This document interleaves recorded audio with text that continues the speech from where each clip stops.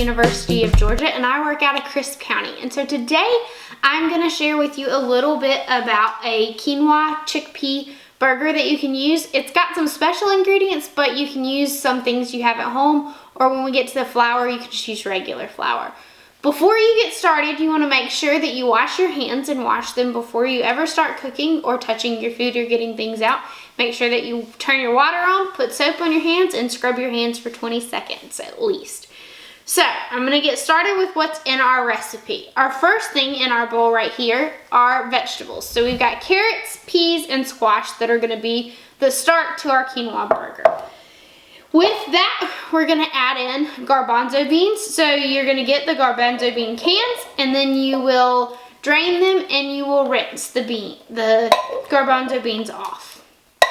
So you're going to add those to your bowl, set your cans aside, and then we're going to add our spices in. So our spices, there's a variety of spices in these. You can leave them out if you don't like, but they're what's going to give the burger flavor. So because we're going in a vegan direction, it's going to take some nutritional yeast. And if you've never seen what nutritional yeast looks like, this is what you'll be looking for when you're looking on the baking aisle. So you're going to add the nutritional yeast, and you're adding 2 tablespoons of nutritional yeast to your 2.5 cups of vegetables and your 2 cans of garbanzo beans. Then you're going to add in a teaspoon of cumin. You're going to add in a teaspoon of garlic. You're going to add in a teaspoon of chili powder and a teaspoon of paprika. And then you're going to add in to your taste of salt. So just a couple pinches of salt. And I prefer to use sea salt when I'm cooking. So you're going to add all that together. And then you are going to just mix your vegetables together and your garbanzo beans together. All until your seasons are mixed together. You've got a good blend. As you're blending it, you're gonna then add your beans and your garbanzo beans and your vegetables in with quinoa and cauliflower.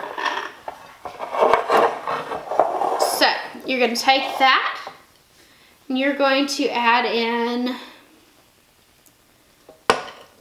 to your bowl your vegetables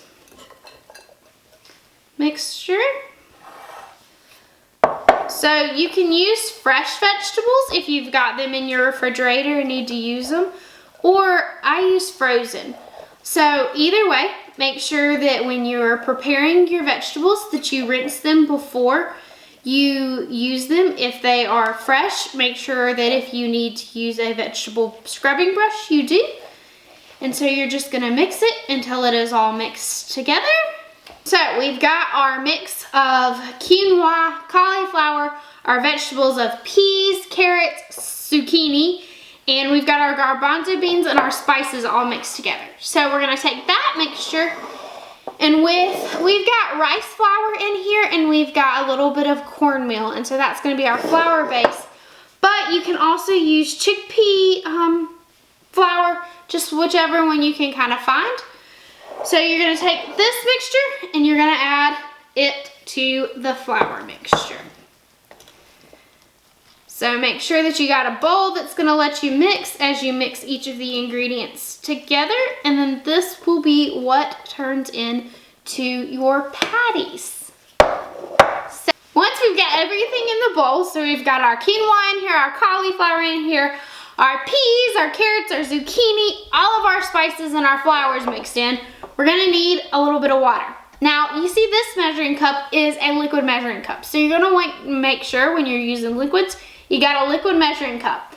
So you're gonna add a little bit in at a time because you're looking for a pancake mix-like consistency.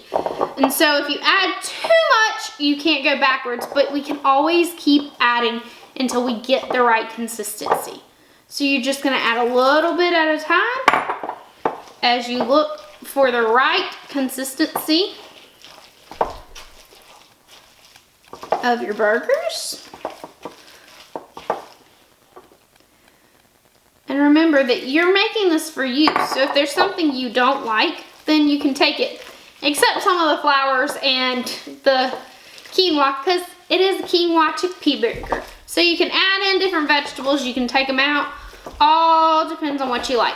So this is the consistency that you are looking for. So that pancake-like, and that's what's gonna make your burgers. So after you've mixed it all together and have it ready, it's gotta sit for about 10 minutes before we can form the patties.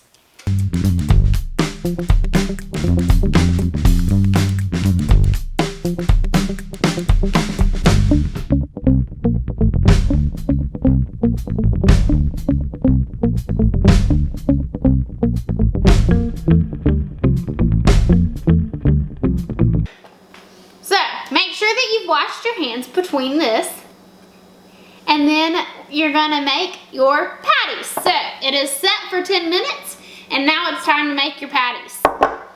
So you can use a scoop, you can use a hand, whatever you got. You're trying to make just a patty. About that big, maybe a little bigger. Audience, would we like a bigger patty? Audience says we should make a bigger patty. Maybe 2 scoops. There we go. That looks a little better, doesn't it? So once you've made your 2 scoops, you're gonna put them on the pan. So once you get them all put on the pan and all ready to go in the oven, they're gonna cook in the oven. You've already got your oven. It should be preheated to 375 degrees. You're gonna cook your burgers for about 25 minutes or until they're a golden color. But the key is at the halfway point, you're gonna flip them. So at about 12 minutes, you're gonna flip your patties so that both sides get cooked evenly. Okay, so we got all our patties made and they are ready to go in the oven. They're gonna go in the oven at 375 for 25 minutes. Remember, at the halfway mark, you gotta flip them over and you're looking for a golden cook. That's one way to cook them.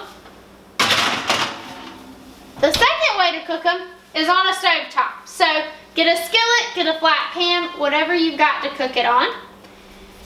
Make sure you've turned your oven eye on. Put a little bit of oil on your pan to grease it. And then let it heat up. So once your pan has heated up, you're gonna add your burgers to it. So take your burgers and you're gonna add them right into the pan. And then you're gonna let them cook. You'll let them cook on one side until it's about golden, and then we'll flip it over and cook it on the other side until that's golden.